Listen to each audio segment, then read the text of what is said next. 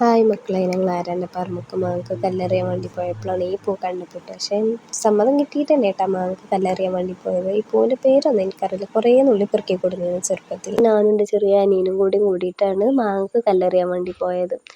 അങ്ങനെ കല്ലെറിയാൻ വേണ്ടിയിട്ട് ആ പറമ്പ് മുഴുവൻ തെണ്ടിടന്ന് കുറേ കല്ലും മുട്ടിയൊക്കെ പെറുക്കി കൊടുക്കുന്ന പോലെ അങ്ങനെ എറിയുന്നുണ്ട്. ഞാൻ പിന്നെ നോക്കി നിൽക്കുന്നു, കാരണം ആ എറിഞ്ഞാൽ കൊയിനാടൂലാന്ന് വെച്ചറിയാം. പിന്നെ വെറുതെ നമ്മൾ കൈപ്പല വേദന ഒന്നും ഇളക്കണ്ടല്ലോ. അങ്ങനെ മാങ്ങ എറിയണ നോക്കി നിന്ന് അങ്ങനെ ഒരു മാങ്ങ കിട്ടി. മാങ്ങ തിരിച്ചു മറിച്ചൊക്കെ നോക്കുന്നുണ്ട് എന്തെങ്കിലും കേടുണ്ടോയെന്ന്. അങ്ങനെ പിന്നെ കാട്ടുതെച്ചി കണ്ട്, അത് പൊട്ടിച്ചിട്ട് അതിൻ്റെ ചോട്ടന്നെ ഇങ്ങനെ വിതറി. അതുപോലെ കാട്ടുമുല്ല കണ്ട്, അതും ഇതേമാതിരി തന്നെ പൊട്ടിച്ചിട്ട് ആ ഒരു മരത്തിനുള്ള ഇങ്ങനെ വള്ളീൻ്റെ ചോട്ടന്നെ വിതറിയിട്ടപ്പോൾ ഒരു മനസ്സുഖം.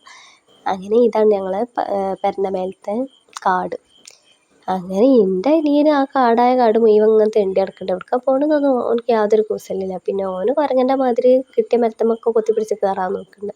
അതിനകത്ത് പിന്നെ വലിയ വലിപ്പമില്ലാത്ത മരം, അതായത് അടിക്ക് വലിയ വലിപ്പമില്ലാത്ത മരമായതുകൊണ്ട് ഓൻ കൊത്തിപ്പിടിച്ച് അതിൻ്റെ മേലെ കയറി. അങ്ങനെ ഈ കാടൊക്കെ കാണുമ്പോൾ നല്ല രസം. പിന്നെ മേലെ നിന്നൊക്കെ വീഡിയോ എടുക്കുമ്പോൾ നല്ല അടിപൊളിയായിരുന്നു. അങ്ങനെ രാവിലെ ആയതുകൊണ്ട് പിന്നെ വലിയ ചൂടായിട്ട് തോന്നണില്ല, കാരണം മരങ്ങളൊക്കെ ഉള്ളായതുകൊണ്ടും നല്ലൊരു സുഖം ഉണ്ടായിരുന്നു. അങ്ങനെ പിന്നെയും അവിടെ നിന്നപ്പോഴാണ് ഈ ചെടി കണ്ടുപിട്ടത്. ഈ ചെടീൻ്റെ പേരെന്താണെന്നൊന്നും എനിക്കറിയില്ല.